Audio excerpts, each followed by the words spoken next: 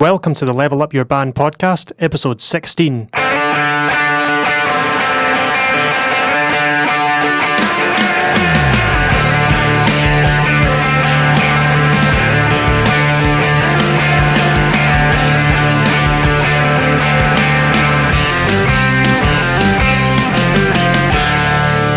Hello. And welcome back to the Level Up Your Band podcast. I'm Gavin Patterson and Julian Pombo's with me. Sort of. Yeah, in a sense. Zooming. We're zooming today and probably for the foreseeable future because it seems to work. Last week turned out pretty well. So, yeah, we're just going to keep doing this. I don't know, maybe if lockdown's lifted, we could probably still do this. I don't know. See how it goes. Yeah. Saves a drive. Aye, for sure. Definitely.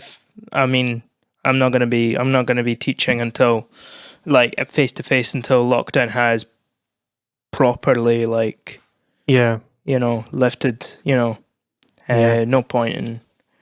point in putting anybody at risk for no good reason. So what have you been up to this week? Just same old. I moved a bunch of furniture in my house. That was fun. And it's been good. Got the double bass out. Been practicing that. Just been pretty good. It's actually behind me. Just there. That's about it. How about yourself? Oh, I've been playing a ton of Terraria as well, but that's okay. Not. Yeah, there's a new update came out. It's amazing. It's been pretty dull, to be honest. Just kind of dealing with lockdown restrictions and stuff. Haven't really left the house since I came back, which was like 2 months ago. Nearly. Yeah. I've been working on little bits and pieces, some videos and things. Yeah. And trying to refurbish a vintage tractor. You work. I guess you have the time to work on it now. Oh, so. Yeah, loads of time. So just doing some stuff in the garden. Just the wee bits and pieces. But actually, this brings me on to the topic of the episode. Also, been doing some home practice, which is always handy if you're a musician. Actually, to be fair, I've been doing that. I've been spending time practicing the double bass, practicing instruments, which is quite nice. I forgot practice that I actually enjoy practicing.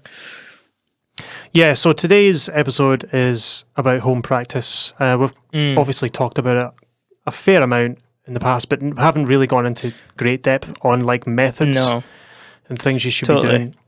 So thought I'd talk about that. So I'm a bit of a hypocrite because I hardly ever practice, but it's a weird one because I think it's like when you find that you're gigging a lot, most of the practice that you're doing is the performing. Yeah, kind of, yeah. Yeah. I'll practice if I've got a recording session coming up and I know the songs that I'm going to be playing require me to kind of think about different things. Say there's a passage in the song that I kind of need to run over a few times before going to the studio. I'll do that. Because I'm a drummer, I have to have a kit set up. It's not like I can just walk over to my guitar, pick it up and just play. I have to unload my van, set drums up. It takes like half an hour, and then I have to practice, and I might not have that much time. Because of the recording studio, and I've always got people in. It's never easy to just practice immediately. Right now, it's been great just now because I haven't had a single person in the studio for 2.5 months or something. So the drums have been set up for the full time with mics on them, ready to record. So I can just sit behind the kit, and it's great. It's the first time I've been able to do that in so long. So there is that. I suppose it's easier for me because I just need to take one of my my bass guitar down from the wall, and I can just put it back up. Yeah, yeah. That's it. I think depends on your setup as well at home, like soundproofing and stuff, and your instrument. If it's an electric bass, you can wear headphones and it's not a problem, or not at all. Yeah, yeah, totally. So yeah, we're going to talk about just some methods, how to identify like exactly what you need to practice and how you practice it. And obviously this is kind of broad because it depends on the instrument you're playing and all that stuff. But it's kind of the principles are all the same, really. Yeah, totally. Yeah, and also going into some like, I guess some like very light psychological things as well to keep in mind.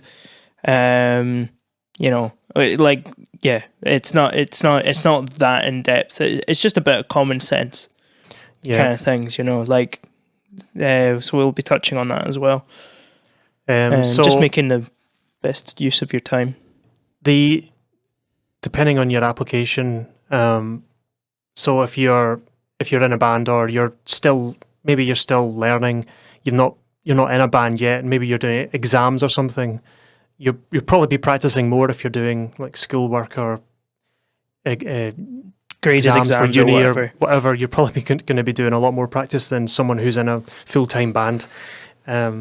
It's weird how that works, but I remember from my school days there was a teacher who taught me briefly, and she had a really great motto. Was I don't know, it's probably not hers, but it's I've heard it a few times, is don't practice until you get it right. Practice until you can't get it wrong. So what she didn't mean that, you know, practice 10 hours a day until, you know, it's just like, no, that's extreme. What she meant by that was become so sort of, fluent is a good word, fluent in your instrument, that if you do encounter a little hiccup, you can sort of bail yourself out. And I kind of know what it means. The longer I've been playing it, the more I understand that phrase. When you practice until it just becomes natural, it's like muscle memory, and it's just intuitive. You don't trip up the same way as you did when you first started out. Like going to a gig and you're playing a certain style or song and you're really, really concentrating. I know like certain beats. For example, the first time I learned a shuffle groove on drums, it was really, really hard to play, and I wasn't used to it. And it was like, I wasn't even listening to anyone else in the band. I was just like 1 and a 2 and a 3 and a 4 and a 1. I was just so like, oh, don't make a mistake, don't make a mistake. And the more and more I practiced and the more and more I did it, I could find myself like just doing it and not and not even having to think about it. And I can just like look around and like listen to all the other instruments, and then I could improvise on top of it. And it just becomes, I can't get it wrong. It's just like breathing. It's just so much easier. And the only way you can get there is just practice. I don't know if it's the same. Would it be the same on bass for certain things? It's just intuitive. When I read that, I was thinking more along the lines of, it makes sense for this. Like, when you're practicing something, or I'm practicing something, and there's like a very difficult line, you know, maybe it's fast, or it's just there's just, you know, or whatever. Technical. So you practice it until you get it. Well, you practice it until you get it right once, and then you go, okay, cool. Let me see if I can play it right like 3 times in a row. All right, and you keep on doing that, and then you up the amount of times, and then eventually that just sort of feeds into the whole, like, you know, just playing it until it's impossible to get wrong. Yeah. Kind of thing. Yeah, I can definitely think of times where I think one of the most difficult things for me getting my head around it was playing double bass and playing walking bass lines.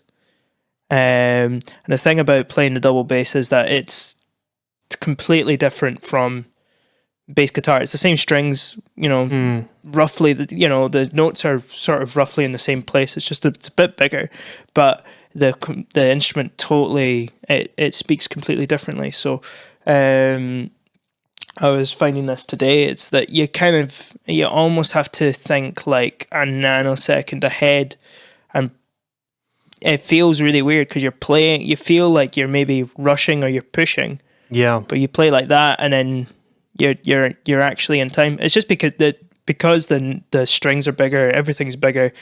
Everything takes a bit more time to speak, and it's the same with bowing as well.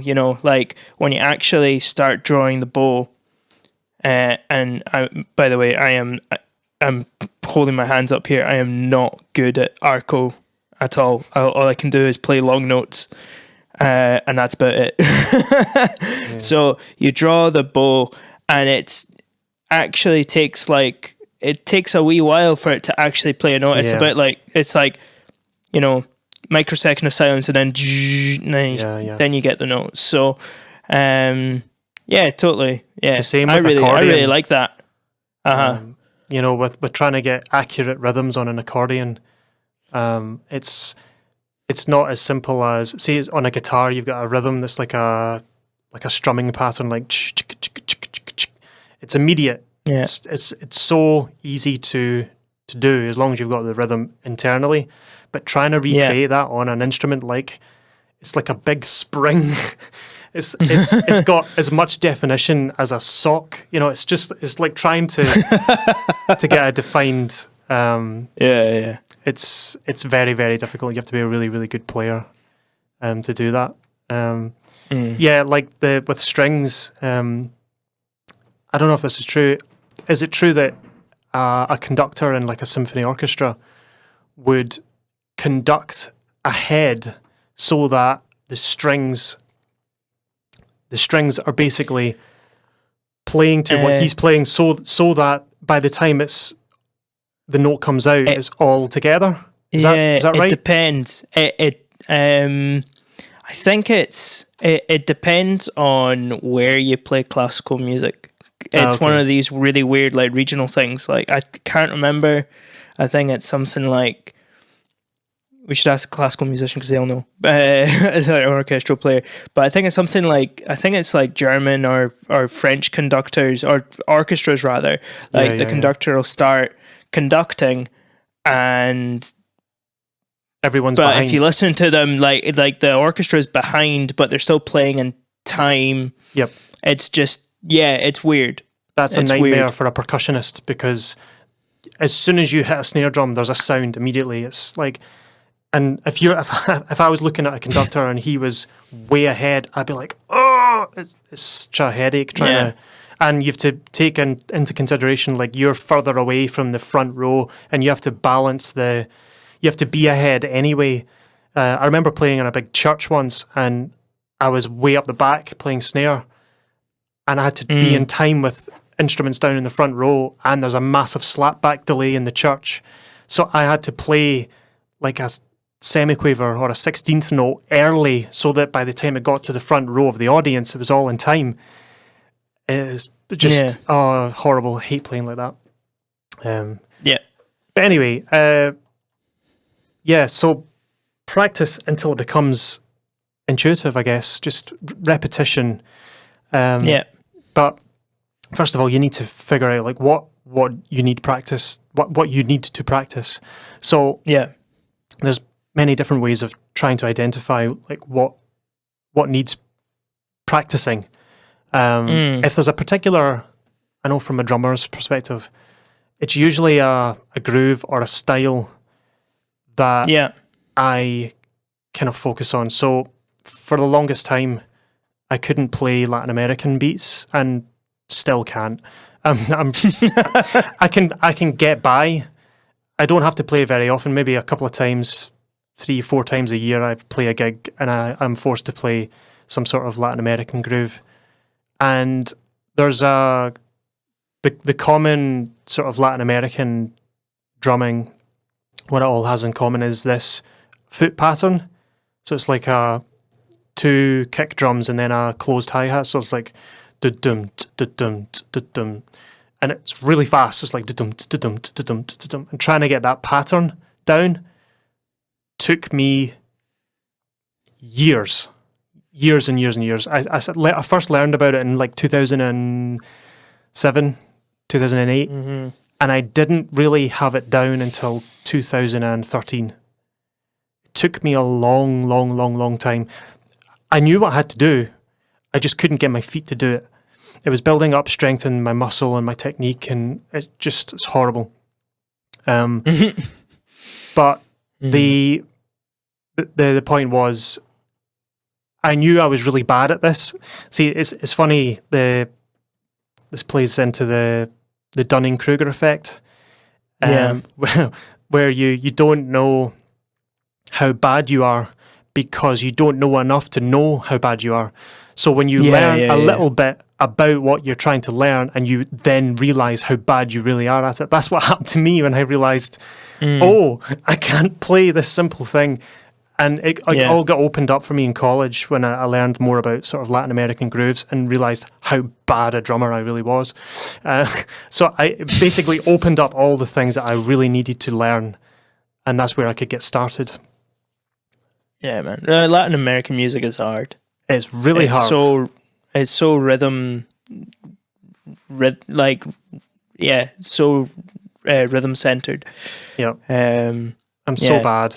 I've scratched the surface on it. I can play basic, like bossa nova, some simple samba, a couple of bits and pieces. But when you see some of those guys, like Snarky Puppy playing some Latin American grooves, the drummer in that band is he's just a monster. But I think once you identify that thing you need to do, thing you need to play, then you can start to work. So that brings us on to the next sort of point for home practice. Yeah. When you start and you've identified that thing, start slow.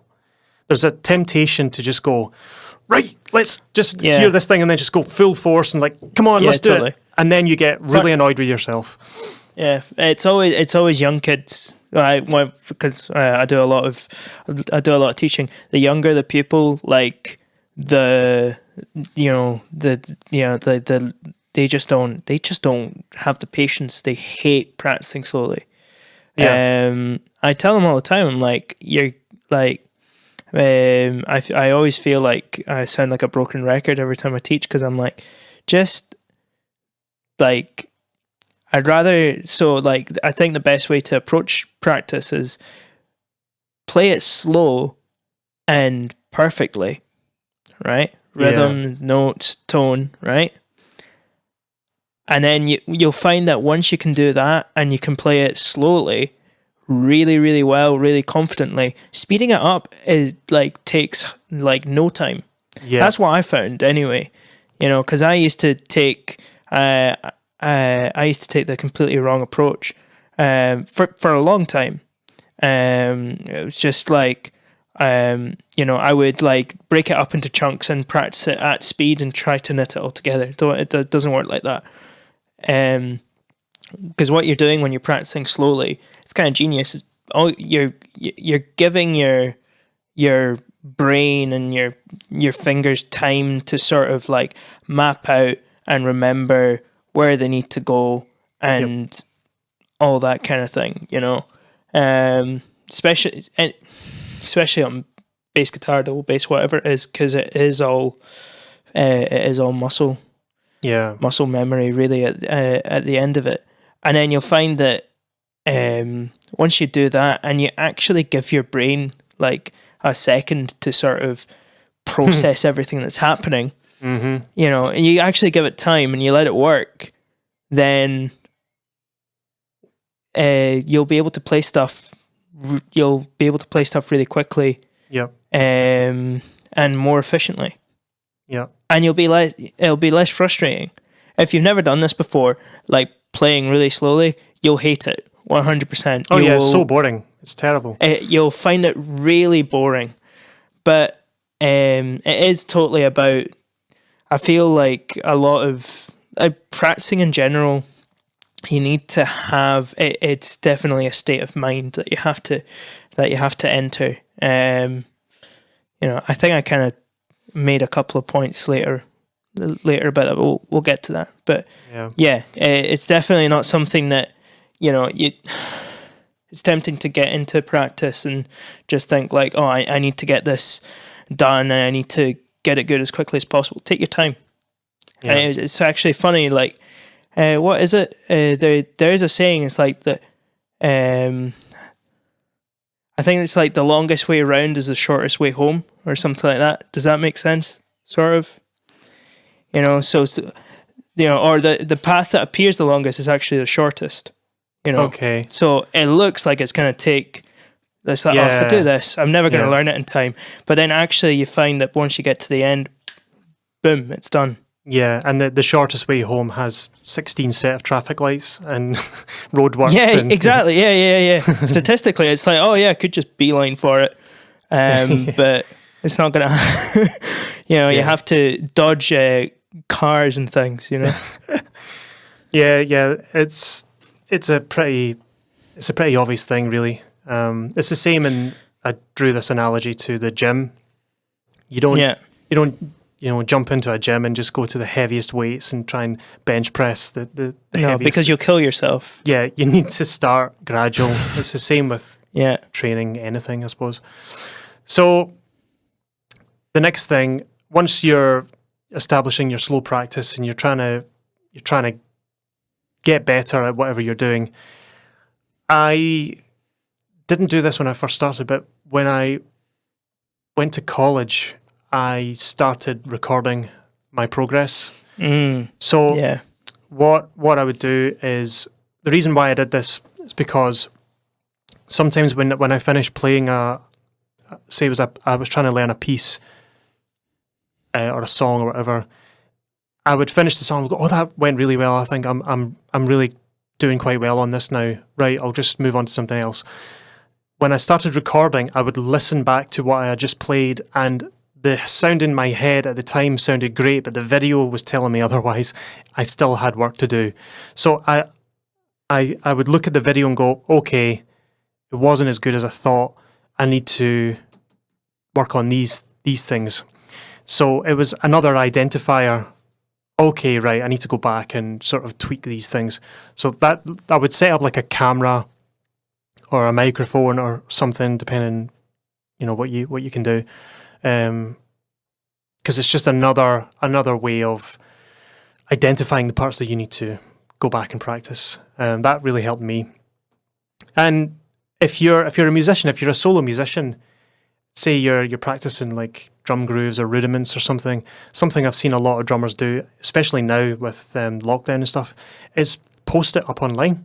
So if you've been rehearsing or practicing this little paradiddle phrase or something, just once you've got the final product and you've been working on it for a week, there's been people posting their little drum videos or warm-ups or something on Instagram, Instagram stories or, just it's extra wee bits of content if you're struggling for, what should I post today, It's just little things like that. I don't know, it's just a little bit of extra help out there, raising awareness and stuff of your existence. Hire me for your band once all this lockdown stuff goes away. Yeah, once we're allowed to, gig legally. Yeah, remember that? Imagine illegal gigs, man. Underground illegal gigs. It's probably happening somewhere. Probably. I know there was a bunch of people. I don't know if you saw this. I think a bunch of people met up in Glasgow Green. Yeah, being screw the virus. A bunch of idiots. Yeah. We want the virus. Okay. We don't want to be controlled by the government and the virus. Yeah. It's a government conspiracy, guys. So seems a bit far-fetched anyway. Another thing that home practice should be used for, which so many people that I've been in bands with have never done, is actually use your home practice time to practice your songs of your band at home before you come to the rehearsal studio. Yeah. So the amount of times you turn up to practice and there's this one guy turns up, has clearly not learned the song, has clearly not practiced at home, and is making mistakes all over the place and is using the rehearsal session as a personal practice session, and it just slows everything up. You look stupid when you don't know the basic. Oh, what's the chords again? Oh, I've left my sheet at home, my chord chart, blah blah blah. Can you write that out again? Just it drives me nuts. Yeah. By the way, see, if you have been that person, it's okay. Just don't do it again. Just recognize it. Yeah, I've been that person. As have I. I've done that. Yeah. Just recognize and think, oh, it's actually not good for me to do that. It's actually really annoying. So. Yeah, it's we've all been there. As long as you we have all been can there. learn from that, because and it's actually quite fun. Again. It's quite fun, like personally, like working out the songs beforehand and coming in, and because it means you can come up with new stuff. Yeah, that's what I was gonna say. Yeah, you never know. You might be playing through it and you go, "Oh wait, actually, this actually sounds better if I do it like this." Mm-hmm. And then what happens is that rehearsals just become better and better and more interesting and less stale. Yeah. So this is there's a couple of more points that you wrote out. Aye. So sort of more mentalities. Yeah. I find that's practice. always like that's the biggest hurdle to overcome. Is that once you get that bit sorted out, practicing is really easy. And nobody tells you. Like, teachers just go, "Oh, just practice." Like, but I find that I can't remember until I was actually at uni. Like, teachers never taught me how to practice. They were just like, "Oh, just practice this, just practice half an hour every day," or something like that. They wouldn't tell you like, "Oh, like make sure you're doing this and this and that." And it's really, really important to know all this stuff. So practice how to practice. Yeah, practice how to practice. Learn how to practice. So I think that the first point that I wrote is that be kind to yourself. It's the first thing that came to my mind. There's no point in beating yourself up when you're practicing, because the practice session just becomes less enjoyable. I used to be really bad for that, just practicing and like angry practicing, which is just bad. It never feels good. Yeah. I feel like sometimes it's even glorified by like I'm thinking of the film Whiplash at the moment. Like sitting in a practice room, like like blisters on your fingers, like getting blood on the snare drum, punching snare drums. That's not how you practice. Yeah. Right. That's not how you. That's a very expensive and painful way to practice. Like I think the biggest thing to sort of to do with that is that not every time you're going to practice, it's not going to be amazing every single time. There's just going to be a day where maybe you're not fully 100%, and it could be for multiple reasons. Maybe you didn't get a good enough sleep. For example, I got woken up by the cats at about 3:30 this morning.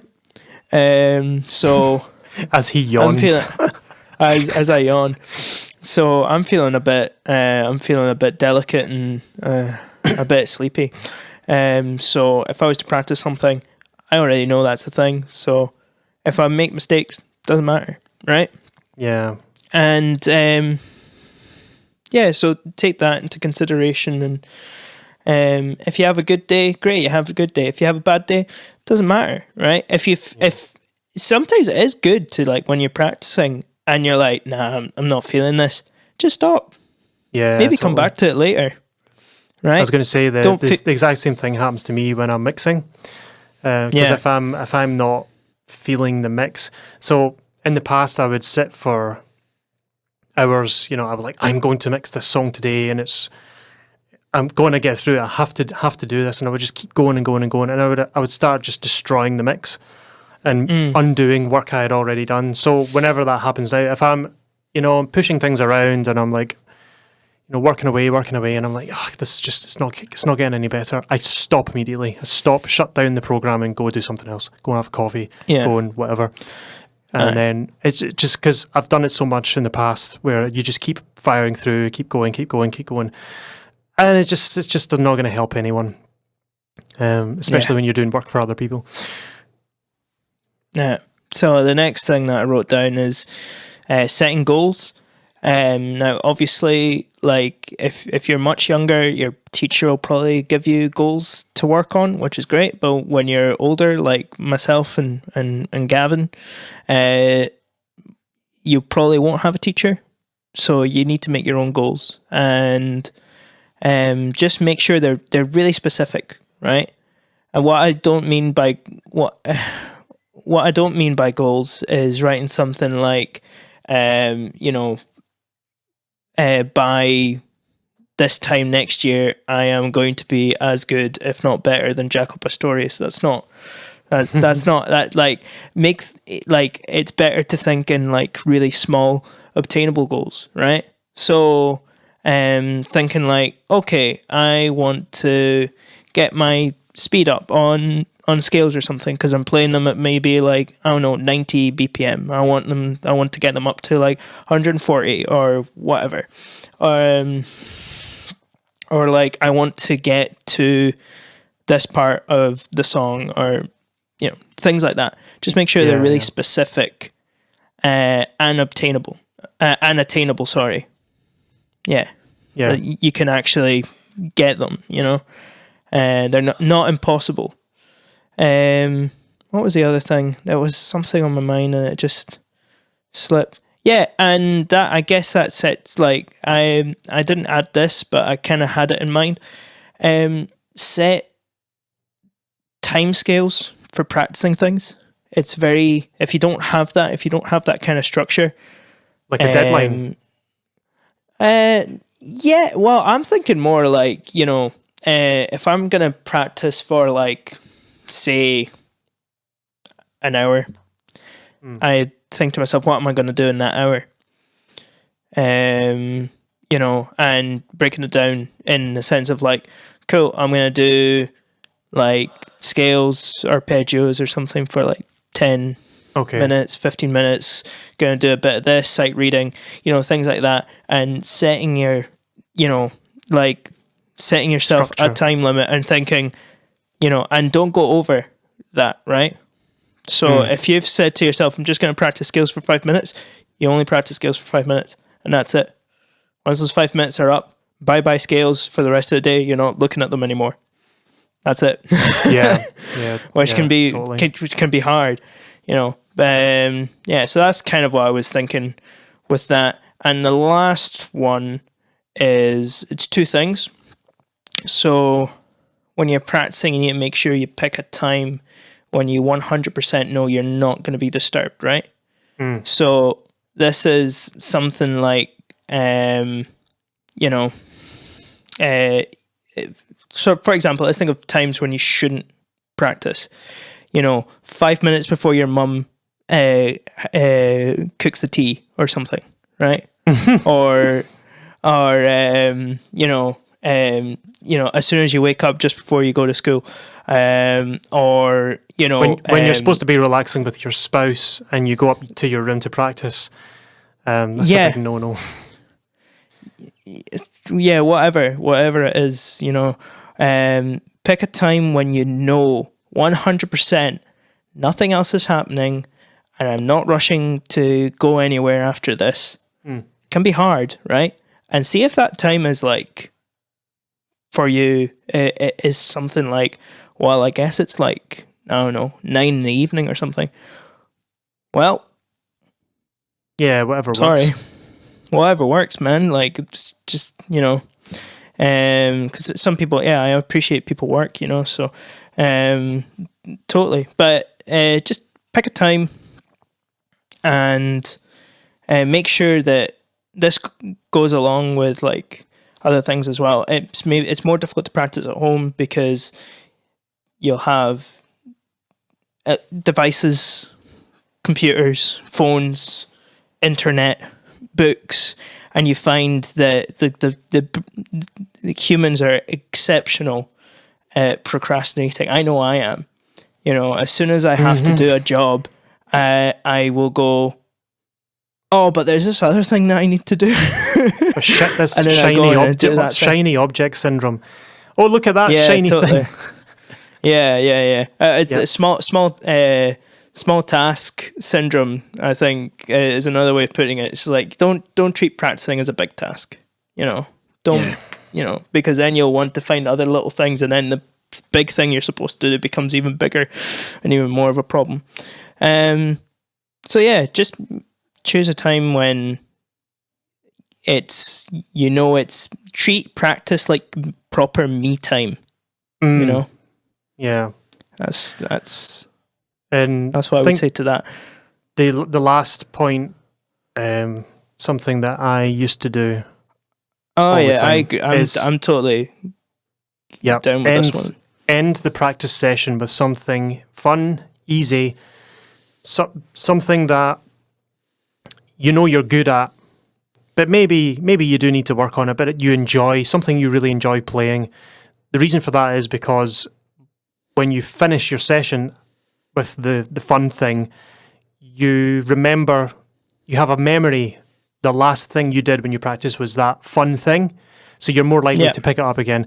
That's something that my teacher in school always said, that they did that for pupils. They would say, we would always end the lesson with something fun because it would engage them and make them want to come back to the lesson the following week. Totally. So I think that's pretty much. Yeah, I tell my younger pupils to do that as well. I give them fun time practice in their practice schedules. I'm like, 5 minutes, just do something that you like. Yeah. With your instrument. It's the same for adults. Yeah, because we're all children, aren't we, really? Pretty much, yeah. Children with responsibility. Yeah. So, don't know if there was anything else you wanted to add to that, but I'm pretty sure not that really. was I think everything I wanted to cover. Yeah, I think if there's anything that I feel like we should maybe try and see if we can do like a Q&A at some point, because I think that would be quite interesting to hear from people. But if you do have any, if you feel like maybe we missed out something, or you have an idea, or something like that, that you like us to touch on or answer or talk about, then for sure, get in touch with us. And happy to talk about things we've already talked about. Yeah. Like, always open to suggestions. So I think we'll just wrap that up. Cool. And next week, I'm not quite sure what we're going to talk about. I've got a couple of ideas, so we'll talk about what we want to do. But I think we're going to just keep doing this Zoom recording thing. It seems to be working quite well. And I hope you're all doing well and have a good week. So we'll see you all next week. Bye. Bye.